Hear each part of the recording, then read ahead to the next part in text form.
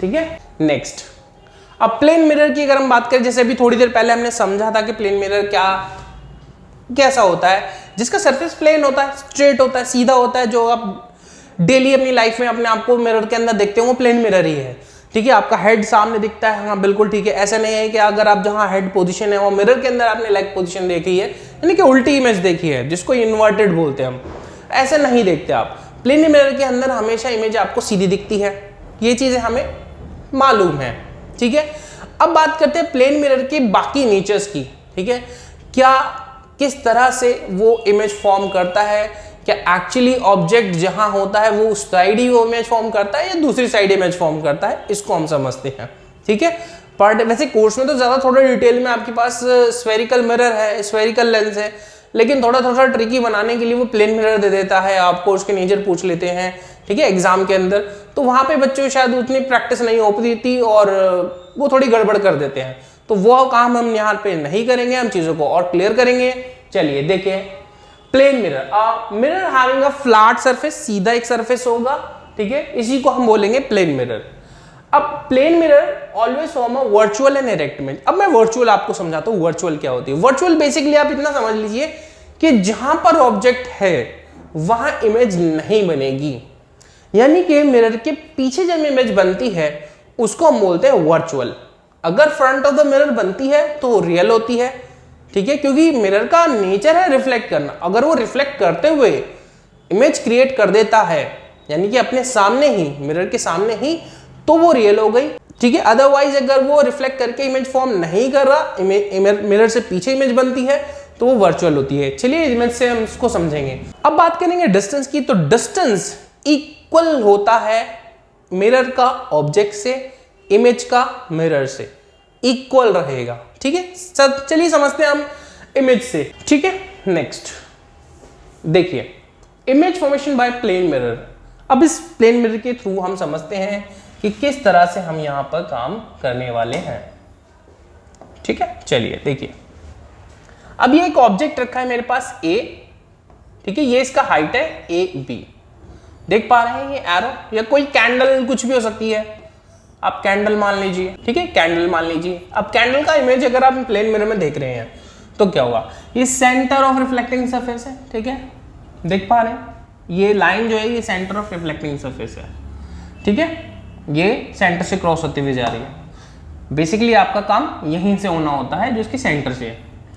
अब इस ऑब्जेक्ट के टॉप से एक इंसिडेंट रे जाती है। ठीक है, परपेंडिकुलर है, ध्यान से कि कोई एंगल पे नहीं जा रही है। अगर एंगल पे जाती तो ये काम होता, ऐसे जाती और ऐसे वापस हो जाती। ठीक है, जैसे अभी थोड़ी देर पहले हमने लॉज में समझा है। लेकिन अगर ये परपेंडिकुलरली लाई करती है किसी मिरर पे, तो जिस लाइन से आई है उसी पाथ से रिफ्लेक्टेड है। अब एक रिफ्लेक्टेड रे मेरे पास है और इमेज फॉर्म करने के लिए दो रिफ्लेक्टेड रे का होना जरूरी है। दो रिफ्लेक्टेड रे अब आपस में क्रॉस करेंगी तो इमेज वहां पे फॉर्म होगी। ठीक है, नेक्स्ट, अब इसी ऑब्जेक्ट की हाइट से एक इंसिडेंट रे इसके सेंटर पे जाएगी, लाई करेगी। अब जहां से देखिए ये तो कोई एंगल क्रिएट हो गया भाई, ये तो नॉर्मल ही हो गई ना एक तरह से। ये वाला जो लाइन है जो सेंटर से क्रॉस करते हुए जा रहा है तो नॉर्मल हो गया। अब क्योंकि यहाँ पे कुछ एंगल क्रिएट हुआ तो उसी एंगल से रिफ्लेक्टेड रे बाहर हो जाएगी, उसी एंगल से रिफ्लेक्टेड रे बाहर हो गई। ये हो गया मेरे पास एंगल आर, रिफ्लेक्टेड रे, और ऊपर थी मेरे पास इंसिडेंट रे। इंसिडेंट रे आने वाली रेज और रिफ्लेक्टेड रेज जो बाहर जाती है, टकराकर वापस हो जाती है, वो क्लियर हुआ। नेक्स्ट, अब ध्यान से देखिए, दो रिफ्लेक्टेड रेज हैं, एक तो यहां से रिफ्लेक्ट हो गई पूरी, यू टकराकर वापस आएगी, और एक ये। अब ये दोनों रेज कहीं पर भी फ्रंट ऑफ द मिरर, ये मिरर का फ्रंट है, front of the mirror cross नहीं करेंगी, front of the mirror cross नहीं करेंगी। हाँ, अगर इसे क्रॉस करना है तो अगर आप देखें मैंने इन्हें हैचिंग लाइन से रिप्रेजेंट किया हुआ है, ध्यान से देखें, हैचिंग लाइन से अगर आप देखें ये क्रॉस तो जरूर कर रही हैं, लेकिन बिहाइंड द मिरर कर रही हैं, मिरर के पीछे। और जब ऐसी इमेज मिरर के पीछे बनती है, मिरर के पीछे कोई इमेज बन रही है, तो ऐसी इमेज को हम बोलते हैं वर्चुअल। ठीक है, वर्चुअल बेसिकली क्या है, इमेज वहां बन रही है, कहां पे, बिहाइंड द मिरर, ठीक है, जहां आप देख रहे हैं वो वहां नहीं है। क्लियर हुआ? बिहाइंड द मिरर बन रही है। क्लियर है? बहुत छोटी सी चीज है, ठीक है, आगे आगे तो और डिटेल में चीजें समझनी है। अब देखिए, ये होगी मेरे पास हाइट a डैश और ये हो गया हाइट मेरे पास b डैश।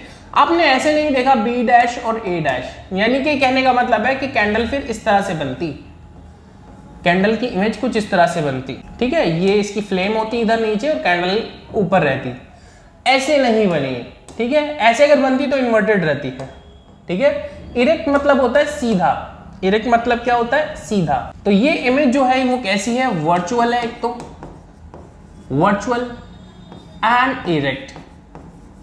इरेक्ट सीधी, कैसी है? सीधी है। समझ आया? क्लियर हुआ? पहली चीज तो हमें ये समझ आ गई कि हाँ, प्लेन मिरर के अंदर जो इमेज फॉर्म होती है वो वर्चुअल और इरेक्ट होती है। हमेशा प्लेन मिरर के अंदर वर्चुअल एंड इरेक्ट होगी, यानी सीधी बनेगी और बिहाइंड द मिरर बनेगी। क्लियर हुआ? अब बात करते हैं डिस्टेंस की। तो डिस्टेंस समझिए, यहां से जो ऑब्जेक्ट का डिस्टेंस मिरर से था, ठीक है, ऑब्जेक्ट, भाई कैंडल एक ऑब्जेक्ट है ना, ऑब्जेक्ट डिस्टेंस, ऑब्जेक्ट डिस्टेंस, ठीक है, चीजें आगे आएंगी, जिससे ऑब्जेक्ट डिस्टेंस को हम u से रिप्रेजेंट करते हैं, ठीक है, किससे? u से। नेक्स्ट, वहीं अगर आप देखें इमेज डिस्टेंस, इमेज डिस्टेंस जिसको हम v से रिप्रेजेंट करते हैं, किससे करते हैं? v से रिप्रेजेंट करते हैं, ये इक्वल रहेंगे।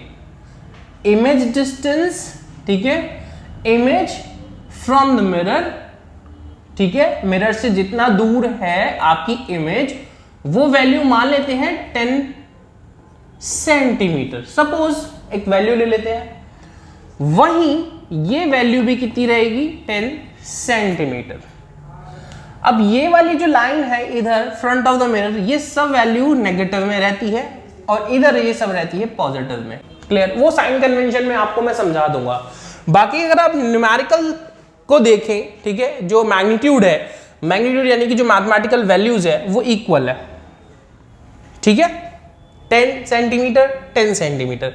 यानी कि प्लेन मिरर के अंदर होता यह है कि जो ऑब्जेक्ट डिस्टेंस मिरर से है और मिरर से ऑब्जेक्ट डिस्टेंस है वो इक्वल होगा किसके?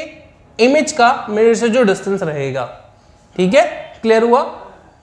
चलिए, यहां तक ये चीजें हमें अभी क्लियर हो गई हैं। नेक्स्ट आगे चलते हैं। अब आता है एक और कॉन्सेप्ट बड़ा ही इंटरेस्टिंग सा, स्फेरिकल मिरर। अब स्फेरिकल मिरर क्या होते हैं, चलिए समझते हैं। स्फेरिकल मिरर बेसिकली दो तरह के होंगे आपके पास, ठीक है। वो क्या होंगे?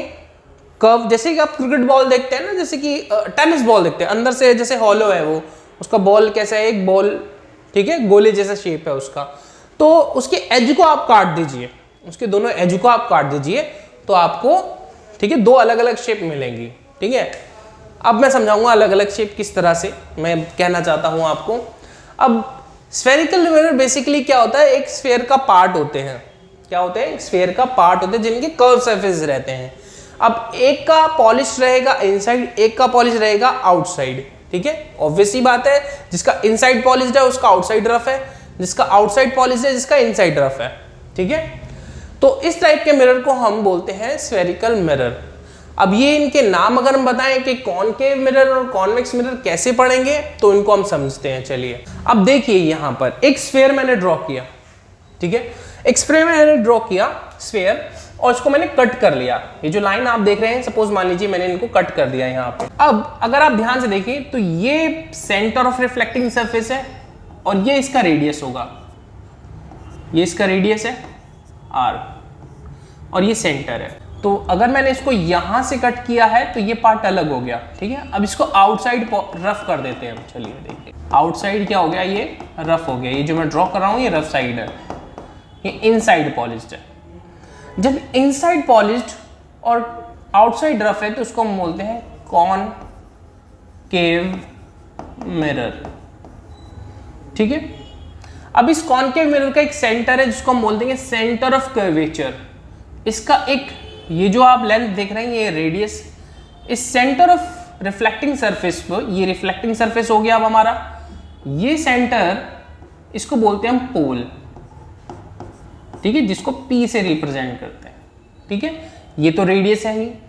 इसी तरह से ये जो पॉइंट यहां पर अगर हम आए इस वाले रिफ्लेक्टिंग सरफेस के लिए, जिसको मैंने यहां पे कट किया है इस स्फीयर के पार्ट से, तो इसके लिए भी सेंटर यही रहेगा, ये इसके लिए भी ये आर रहेगी, ये सेंटर हो गया। अब ये वाला जो है ये इनसाइड रफ है, आउटसाइड पॉलिश्ड है, इनसाइड रफ है और आउटसाइड पॉलिश्ड है। इसको बोलते हैं कॉन्वेक्स मिरर, ठीक है, कॉन्वेक्स मिरर और ये कॉनकेव मिरर। क्लियर है? अब ये जो लाइन आप देख रहे हैं सी से पी को जो जोड़ रही है लाइन, इसको हम बोलते हैं प्रिंसिपल एक्सिस। अब इस प्रिंसिपल एक्सिस की हाफ लेंथ यहां पर ये होता है एफ, ठीक है, फोकस, प्रिंसिपल फोकस। क्या होता है ये? Principal focus. अब आप इस नेक्स्ट पिक्चर के अंदर जब आप आएंगे तो मैंने ये कटिंग सेक्शन इधर इमेज दिखाई है। अब इस वाली इमेज के अंदर देखें, ये हो गया मेरे पास कॉनकेव मिरर और ये हो गया मेरे पास कॉन्वेक्स मिरर। अब इसके सेंटर से यहां तक की जो लाइन है, जो लाइन जोड़ रही है सेंटर से पोल को जो जोड़ रही है, वो हो गई प्रिंसिपल एक्सिस। अब प्रिंसिपल एक्सिस पे एक पॉइंट है, ठीक है, हाफ इसकी मिडिल लेंथ के हाफ पर ही एक पॉइंट है, ठीक है, वो है प्रिंसिपल फोकस। अब ये प्रिंसिपल फोकस का काम क्या होता है? ये कुछ टर्मिनोलॉजीज हैं, इनको समझ लेते हैं। चलिए, centre of curvature, pole, radius of curvature, principal axis, principal focus, ये क्या है? पोल तो मैंने समझा दिया, centre of reflecting surface, centre of curvature वो क्या है? स्फीयर का सेंटर है, जिसका जो रिफ्लेक्टिंग सरफेस रिफ्लेक्टिंग मिरर है वो पार्ट है स्फीयर का, ठीक है। The centre of the sphere of which the mirror is a part, ठीक है। इसी तरह से अगर हम रेडियस की बात करें, ऑब्वियसली बात है, जहां पोजीशन आपकी सेंटर की है, सेंटर से पोल तक वो रेडियस भी तो वही है ना। तो radius of the sphere which of the mirror is a part, ठीक है। बस यहां पर आपको रेडियस यूज करना है, सेंटर ऑफ कर्वेचर के लिए सेंटर यूज करना है। स्फेरिकल अगर मैं बात करूं, स्फेरिकल मिरर के अंदर प्रिंसिपल एक्सिस क्या है? वो प्रिंसिपल एक्सिस, वो लाइन जो जोड़ती है सेंटर से पोल को, वो प्रिंसिपल एक्सिस है, ठीक है। नेक्स्ट, प्रिंसिपल फोकस क्या हुआ? वो point on a principal axis, principal axis पे वो पॉइंट जहां पर इंसिडेंट रे आती है और रिफ्लेक्ट करती है थ्रू अ पॉइंट फोकस, ठीक है। अब मैं आपको समझाता हूं किस तरह से। एक ऑब्जेक्ट सपोज मान लेते हैं मेरे पास यहां पे रखा हुआ है एक ऑब्जेक्ट, इस ऑब्जेक्ट से इंसिडेंट रे आती है, स्ट्रेट आएगी, ठीक है, ये इंसिडेंट रे है और ये इंसिडेंट रे रिफ्लेक्ट होगी फोकस से, फोकस से। तो फोकस वो पॉइंट प्रिंसिपल एक्सिस पर है जहां पर कोई रे, इंसिडेंट रे रिफ्लेक्ट होके क्रॉस होती है। ये तो है रियल क्रॉस। एक होता है अपीयर टू क्रॉस, हमें लगता है कि लाइट क्रॉस हो गई है, इंसिडेंट लाइट जो है वो टकराव कर रिफ्लेक्ट होने के बाद क्रॉस हो गई, लेकिन वो रियल क्रॉस नहीं होता। वो होता है कुछ इस तरह से, एक ऑब्जेक्ट जैसे यहां रखा हुआ है, इंसिडेंट रे आई और ये रिफ्लेक्ट ऊपर की तरफ हो जाती है, यहां पर कुछ इस तरह से क्रॉस होता है, ठीक है, इस तरह से। इसको बोलते हैं अपीयर टू क्रॉस और ये है रियल क्रॉस, ठीक है। तो ये वो पॉइंट हम डिस्कस कर रहे हैं। तो a point on a principal axis where the ray of light incident on the mirror parallel to the principal axis and converge and appear to converge, ठीक है। कन्वर्ज होगी या फिर अपीयर टू कन्वर्ज होगी, यानी कि क्रॉस होगा real और या फिर अपीयर टू क्रॉस होगा, ठीक है। ये पॉइंट्स हमारी कुछ टर्मिनोलॉजीज थी जो कि अभी यहां पर क्लियर हो गई है। नेक्स्ट, चलिए, अगर आप ध्यान से देखें तो आप देख पा रहे होंगे कि ये जो रेडियस है, ये पूरी लेंथ क्या है? रेडियस, और इसकी ये जो लेंथ है ये है स्मॉल एफ। स्मॉल एफ होता है ये फोकल लेंथ होती है। ये क्या होती है? Focal length. जो पी से कैपिटल एफ के बीच की जो डिस्टेंस होता है, इसको हम बोलते हैं फोकल लेंथ। क्या बोलेंगे? Focal length. तो फोकल लेंथ स्मॉल एफ हो गया आपका फोकल लेंथ, और आर है आपका रेडियस ऑफ कर्वेचर, ठीक है, क्लियर। अगर आप ध्यान से देखें भाई, ये एक एफ हाफ लेंथ पर है और एक एफ और होगा यहां पर, तो जाके रेडियस की वैल्यू को ये मेजर करेंगे। यानी कि अगर एफ की वैल्यू 10 है तो इस वैल्यू की एफ 10 होगी, है ना। स्मॉल एफ ये 10 है तो ये भी 10 होगा, तो तब जाके ये 20 रेडियस बनेगा, क्लियर है। तो इसका मतलब एक रिलेशन बन रहा है मेरे पास r is equal to 2f, कि r जो है 2f के बराबर है, 2 स्मॉल f के बराबर है, 2 फोकल लेंथ के बराबर एक रेडियस बनता है। अब इसे हमें प्रूफ करना है, इसे हमें क्या करना है, प्रूफ करना है। ठीक है, अब चले इसको हम प्रूफ करते हैं। देखिए रिलेशन हमें समझाना होगा, relation between focal length and the radius of curvature, जो कि रिलेशन हमारे पास ये है। रिलेशन कैसे आता है, अब कुछ पॉइंट्स मैं यहाँ पे डाल देता हूं। जैसे कि अगर आप यहां पर देखेंगे, ये है मेरे पास इंसिडेंट रे, ठीक है, ये है इंसिडेंट रे। नेक्स्ट ये है मेरे पास रिफ्लेक्टेड रे। नेक्स्ट ये पॉइंट सी है और ये पॉइंट बी है। अब आप ये देख रहे हैं, कहेंगे कि सर ये क्या हुआ, ये कौन सी लाइन हो गई, है ना। अब आप बोलेंगे सर ये कौन सी लाइन है जो सी से बी तक को मिल रही है। ध्यान से समझिएगा, ये जो सरफेस है ये कर्व्ड है। अब कर्व सरफेस पे परपेंडिकुलर ऐसे नहीं हो सकता, ठीक है, इस पे इसके सरफेस के अकॉर्डिंग परपेंडिकुलर ऐसे है। ये जो लाइन आप देख रहे हैं सी से बी तक, ये परपेंडिकुलर है किस पर, रिफ्लेक्टिंग सरफेस पे परपेंडिकुलर मैंने ड्रॉ किया है, ये रहा। क्लियर हुआ। अब ये एंगल इंसिडेंट है और ये एंगल रिफ्लेक्शन है, ये इक्वल होंगे, ठीक है। और आपको पता है ऑल्टरनेटिव एंगल, ये आपने पढ़ा होगा पहले, ये इक्वल होते हैं। अगर ये इंसिडेंट इक्वल है तो ये भी इक्वल होगा, ये इंसिडेंट के बराबर ही होगा, ठीक है। चलिए ये चीजें हमें समझ आ गई। तो हमारे पास कुछ पॉइंट है यहाँ पर ए बी सी एफ और ये डी, एंड देन अब क्योंकि हम एक ट्रायंगुलर पोजीशन की बातें हम करेंगे, तो मैं अगर एक सीधा लाइन ड्रॉ कर लेता हूं यहां से, तो ये ज्यादा डिस्टेंस नहीं है। ध्यान से समझिए, इसको ई रख के इसको पी रख देता हूं, ठीक है, इसको ई रख के इसको पी रख देता हूं। समझ आ गया। अब ये ट्रायंगुलर शेप बन गई, ध्यान से समझिएगा, ठीक है, क्योंकि डिस्टेंस ई से पी तक का ज्यादा डिस्टेंस नहीं है, नेग्लिजिबल है, ठीक है। अब आते हैं यहां पे, इस फिगर को हमने समझ लिया है। Angle A B C, angle A B C कौन सा है, A B C incident angle. इसी तरह से angle C B F, C B F, C B F, तो ये आर हो गया। Angle I is equal to angle R by the law of reflection, ये हमें पता है भाई, एंगल आई एंगल आर की इक्वल होगा किसके अकॉर्डिंग, ठीक है, by the law of reflection. Next angle B C F, B C F, B C F, ध्यान समझिए इस एंगल की मैं बात कर रहा हूं यहां पे। बी सी एफ इक्वल होगा ए बी सी के, क्यों, क्योंकि पेयर ऑफ ऑल्टरनेटिव एंगल्स ये पढ़ा है, इक्वल होते हैं। Now in a triangle C B F, अब हम बात करेंगे ट्रायंगल सी बी एफ के बारे में। सी बी एफ, ये जो ट्रायंगल है ना, अब सिर्फ हम इसकी बातें करें, अभी पॉइंट सब वही हैं। तो B C F equal to हो गया किसके, सी बी एफ के। B C F, B C F, clear है, बी सी एफ इक्वल हो गया सी बी एफ के। भाई क्योंकि ये एंगल इक्वल हुआ तो ये एंगल इक्वल है by the law of reflection, और by the pair of alternative angle तो ये एंगल जो है वो इक्वल हो गया। तो अगर आप इसे r के इक्वल रखेंगे, i के इक्वल रखेंगे, ये तीनों के बराबर है। ये 30 हुआ तो ये 30 हुआ और ये भी 30 हुआ, एंगल तो सबके इक्वल रहेंगे, ठीक है। चलिए, तो इसका मतलब angle I angle R equal हो गए यहां पर। अब जब एंगल्स इक्वल हो गए हैं, ठीक है, एंगल्स इक्वल बन रहे हैं इनके, तो सी एफ को अगर आप ध्यान से देखिए, सी एफ, ये जो लाइन आप देख रहे हैं सी एफ, ठीक है, इज इक्वल टू हो गई आपकी बी एफ के। सी एफ इक्वल हो जाती है आपकी बी एफ के, ये बराबर हो गई है लाइन, ठीक है। अगर हम देखें, if point B is very close to point, ठीक है, पी, ये पॉइंट ई है।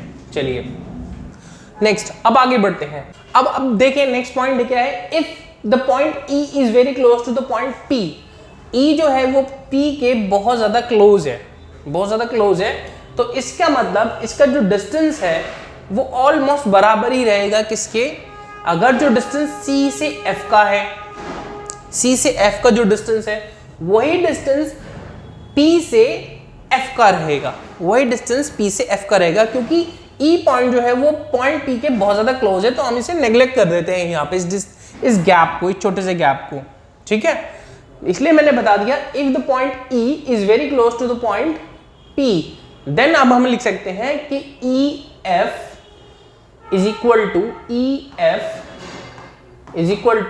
पी एफ, ठीक है भाई। ई एफ जो डिस्टेंस है मेरे पास इन दोनों का वो बराबर मान लीजिए पी एफ के। अब पी एफ जो है वो इक्वल है किसके, सी एफ के। पी एफ जो है वो इक्वल है किसके, सी एफ के, किसके, सी एफ के इक्वल है, ठीक है।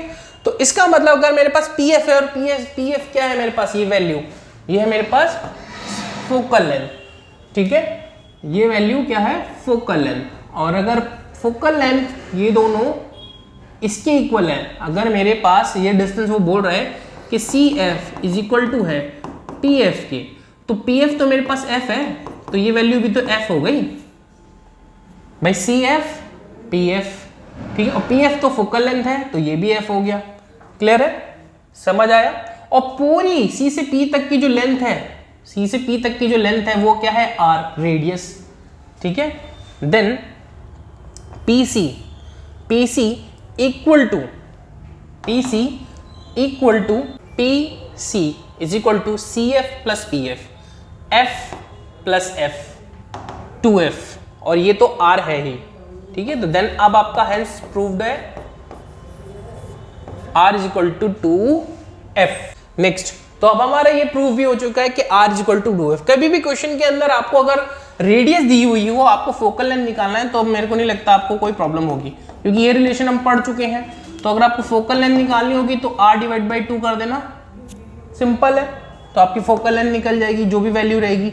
वैल्यूज को ध्यान रखेंगे, मीटर में है तो मीटर में देखेंगे, सेंटीमीटर में तो सेंटीमीटर में। चेंज करने के लिए बोलेगा क्वेश्चन के अकॉर्डिंग, तो चेंज भी करनी होगी, ठीक है।